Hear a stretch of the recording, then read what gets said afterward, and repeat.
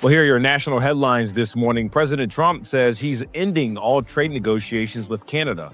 The president said on social media Thursday night he's taking that action because of Canadian ads. Prime Minister Mark Carney is telling Southeast Asian leaders that Canada values a system that's based on rules while respecting trade agreements and the rule of law. Donald Trump has unexpectedly halted all trade talks with Canada, and the reason behind it is far simpler than any policy issue or diplomatic collapse. It all started with a single political advertisement from Ontario's government, a bold ad that took aim at Trump's tariffs by quoting none other than Ronald Reagan. The message was clear. Free trade was once a proud cornerstone of America, long before Trump began reshaping that legacy to serve his own agenda. Now he's denying that Reagan ever opposed tariffs, distorting history to protect his image after being publicly embarrassed. On the other side, Canadian Prime Minister Mark Carney is standing firm. His response, calm yet decisive, has transformed what was merely an ad into a global statement about truth, pride, and power. How did a 30-second commercial spark such a political uproar? And what does this showdown say about the fragile state of North American relations? The announcement hit like a bombshell in Washington and Ottawa. U.S. President Donald Trump had suddenly ordered the cessation of all trade talks with Canada. No warnings, no private negotiations, just an early morning tweet that stopped months of progress in its tracks. But the cause wasn't a complex policy issue or a final minute trade disagreement. It boiled down to one ad, a political message funded by Ontario's government and aired across major American networks featuring the unmistakable voice of Ronald Reagan. The ad played a snippet from a 1987 radio address where Reagan warned Americans that tariffs were essentially a hidden tax on consumers. For a president who built his platform on nationalist economic policies, Trump took that very personally. He fired back on social media, accusing Canada of fraud, interference, and deception, claims that would soon be debunked by history. The Ontario government had reportedly spent $75 million on the campaign, aimed at reminding Americans that free trade had once been a key driver of U.S. prosperity. It didn't directly attack Trump. Instead, it let Reagan's voice carry the message. The clip, with its calm presidential tone, stood in stark contrast to the disorder that characterizes modern trade politics. Reagan's message was simple. Protectionism always backfires. That truth hit a nerve. Trump lashed out, claiming that Reagan had actually supported tariffs and accusing Canada of distorting his legacy, but anyone could verify the record. The speech was publicly available. Reagan's warning was clear and irrefutable. And just like that, Trump's claim fell apart. He wasn't defending an old American ideal, he was rewriting it. The ad didn't undermine him through speculation or opinion. It did something far worse for his image. It confronted him with his own side's history. Within hours, Trump's anger escalated. He claimed that Canada was trying to manipulate a Daike Supreme Court decision related to his tariffs. He posted several times, each post riddled with contradictions and inaccuracies. He blamed Canada for the ad. Although it was issued by Ontario's provincial government, he labeled it fake.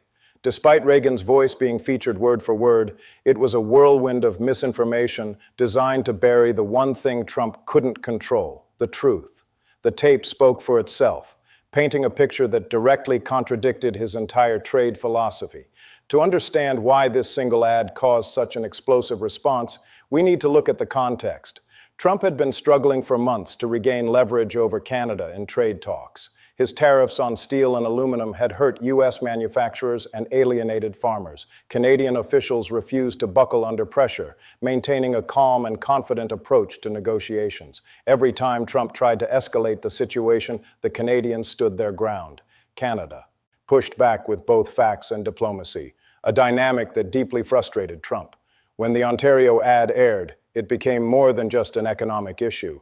It was a matter of pride. Trump felt mocked and undermined, cornered by an ally he could no longer intimidate. His decision to cut off trade talks wasn't a well-calculated strategy, but rather an emotional reaction. While his administration tried to present it as a matter of principle, it was clear that his ego was the driving force behind the move. Ontario's ad didn't challenge U.S. sovereignty. It simply highlighted economic truths that many Americans already recognized but were reluctant to voice publicly. The tariffs had become a hidden tax on American families, raising prices and straining businesses across both countries. Instead of addressing these issues, Trump framed the ad as a direct attack on his leadership. In reality, his insecurities were what ultimately led him to sever the negotiations. When reporters pressed White House officials for an explanation, Kevin Hassett, the director of the National Economic Council, tried to downplay the controversy. Speaking to journalists outside the White House, he suggested that Trump's frustration had been simmering for some time. According to Hassett, the president felt Canada had been difficult during the negotiations and that the decision wasn't entirely tied to the ad. He cited trade deals the U.S. had secured elsewhere as proof of progress. But his explanation only deepened the sense that Trump's actions were impulsive. If talks had been moving forward in certain areas, why destroy everything over a provincial commercial? Once again, the answer came down to pride.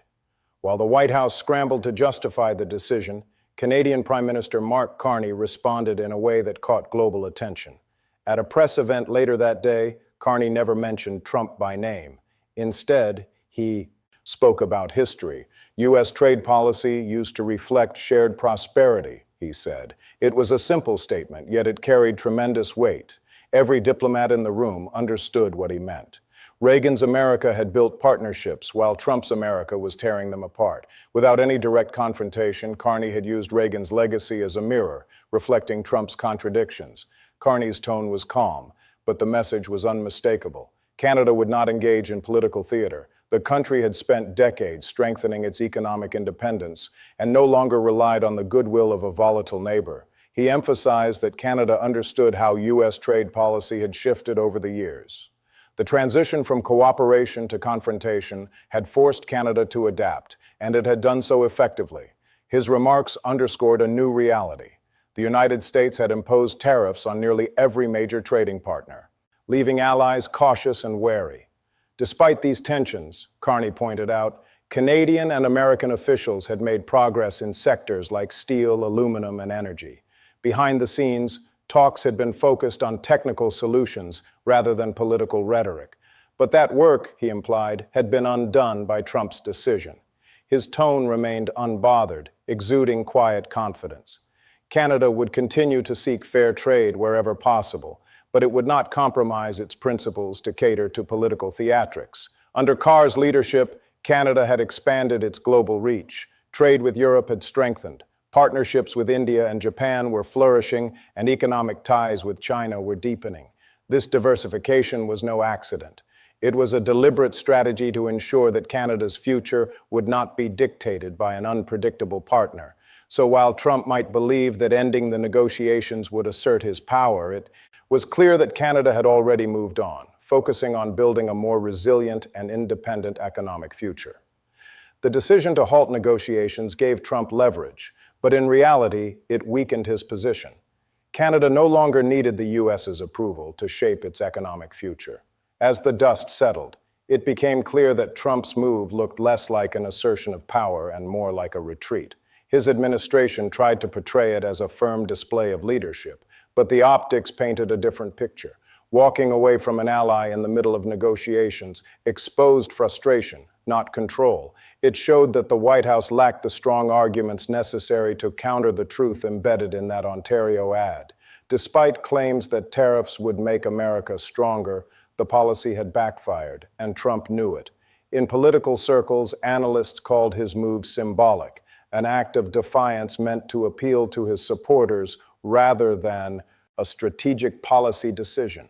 But symbolism carries consequences. Ending talks with Canada sent a chilling message to investors and businesses across North America. It raised questions about stability, reliability, and trust while simultaneously giving Canada the moral high ground. Carney framed the episode as proof that integrity and patience could prevail where aggression had failed. As time passed, the narrative began to shift. What started as a dispute over a single ad turned into a reflection of a larger divide between two visions of leadership. On one side, Trump's bombastic style driven by image and reaction. On the other, Carney's quiet strength grounded in history and facts. One sought headlines while the other earned respect. As Reagan's voice continued to resonate across American airwaves, many were reminded of what genuine conservative economics had once stood for: partnership, not punishment. Trump may have been able to silence. trade negotiations, but he couldn't silence Reagan's words. The truth remained on record for anyone willing to listen. In attempting to rewrite history, Trump inadvertently exposed how fragile his political foundation had become. The Ontario ad didn't just challenge his policies. It revealed how far his version of nationalism had strayed from the very values it purported to protect.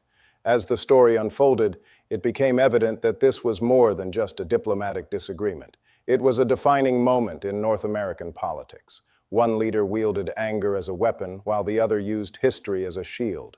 And while Trump's circles scrambled to regain control of the narrative, Carney remained unshaken, allowing time and truth to take their course. Trump may have walked away from the table, but Canada hasn't. Carney's steady. Fact-based leadership continues to show that true strength is not found in loud words or public threats, but in standing firm when others falter. As Trump's falsehoods collapse under the weight of real history, Canada's position only strengthens.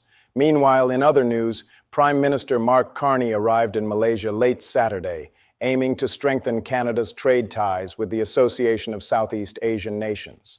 His arrival drew considerable attention from across the Pacific, not only for the potential business opportunities, but also due to the uncertainty surrounding Canada's relationship with its largest trading partner. The question hanging over Kuala Lumpur's summit was whether Carney would cross paths with U.S. President Donald Trump, who was expected to arrive the following day. Tensions between Washington and Ottawa had flared up again after Trump abruptly canceled ongoing trade talks with Canada. This decision came in response to the political ad from Ontario, which aired in the United States and featured clips of former President Ronald Reagan advocating for free trade while condemning tariffs. Trump angrily denounced the ad as fake, announcing that all negotiations with Canada would end immediately. The statement sent shockwaves through the diplomatic community. The announcement sent waves through both governments and left markets unsettled. Ontario Premier Doug Ford, attempting to calm the storm, stated that the ad would be suspended by Monday, hoping this gesture might clear the way for negotiations to resume. However, within Carney's circle, there was little indication that Washington intended to reopen discussions anytime soon. Before boarding his flight to Kuala Lumpur, Carney responded to Trump's outrage with a measured tone. He stressed that Canada had been focused on advancing cooperation in critical sectors like steel, aluminum, and energy.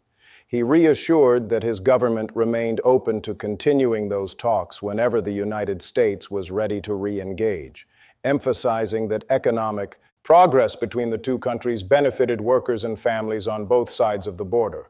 Whether Carney would get a chance to convey this directly to Trump in Malaysia remained unclear.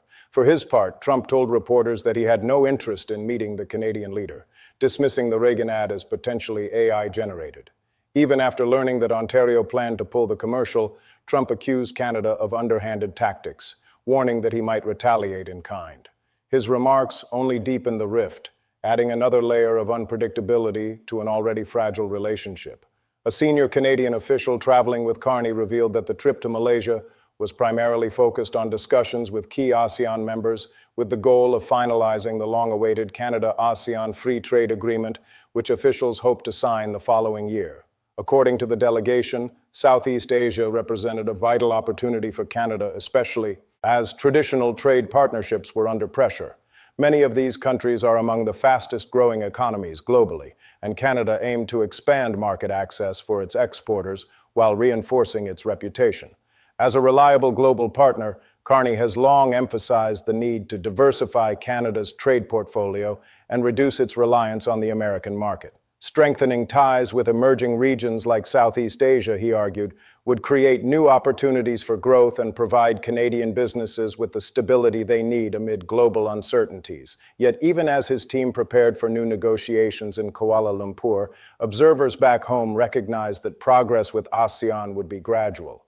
Achieving consensus among nations with differing levels of economic development and regulatory systems proved more complex than initially expected. What do you think? Share your thoughts in the comments, and if you enjoyed this, don't forget to subscribe for more. Thanks for tuning in.